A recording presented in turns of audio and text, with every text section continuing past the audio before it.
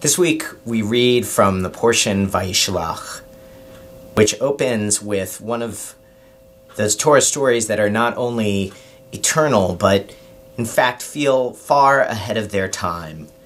With a psychological dimension, it feels as if it could have been composed in the modern day. At the beginning of the portion, Jacob is returning back to the land of his father, and he's anticipating an encounter with his brother Esau.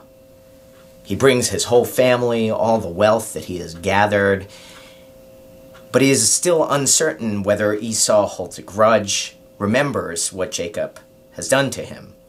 He gets an early indicator when reports come back that Esau is coming out to meet Jacob with 400 of his closest friends, a sign that Esau is bringing a war party to demolish Jacob. Jacob immediately puts his family and all his possessions on the other side of the river of Jabbok and crosses back over to spend the night before meeting Esau. That night, Jacob wrestles. He wrestles with a man, and this is where the psychology is so fascinating. Is it an angel? Is it God? Or is it, as some of us experience in our most pivotal moments, a dream of Jacob wrestling with his own self? Whatever it may be, as morning approaches, Jacob is first wounded in his leg, and the figure says to Jacob, "Let me go." Jacob says, "I will not let you go until you bless me." Jacob is then renamed Israel. Now there's a real question. Does Jacob actually receive a blessing? The language of blessing is not used. I had the good fortune to study this section with the Hebrew high school students, and as we examined this question, one of the students pointed out that at the end of the narrative, Jacob leaves walking with the sun shining upon him.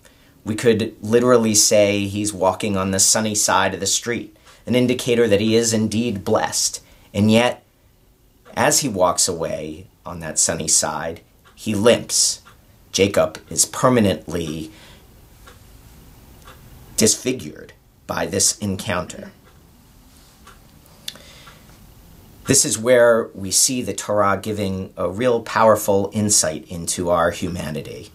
As we look at the continuation of the story, and Jacob encountering Esau is embraced. He has a new relationship with his brother.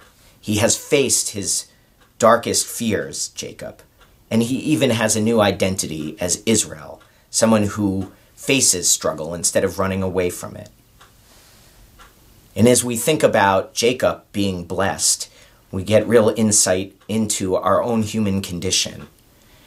The idea that we must struggle to grow. And we don't simply struggle and then move on, but we are human, and so we are impacted by our struggles. We are hurt, we may encounter pain, and the wounds may stay with us forever. But that does not nullify the blessing. It means blessings often come at a cost. But the beauty of the Torah is this awareness that that cost is also a reminder of the blessing. And that we have this knowledge that as human beings, living a life of meaning and purpose does take struggle. But as we see from Jacob, that struggle is well worth it. Shabbat Shalom.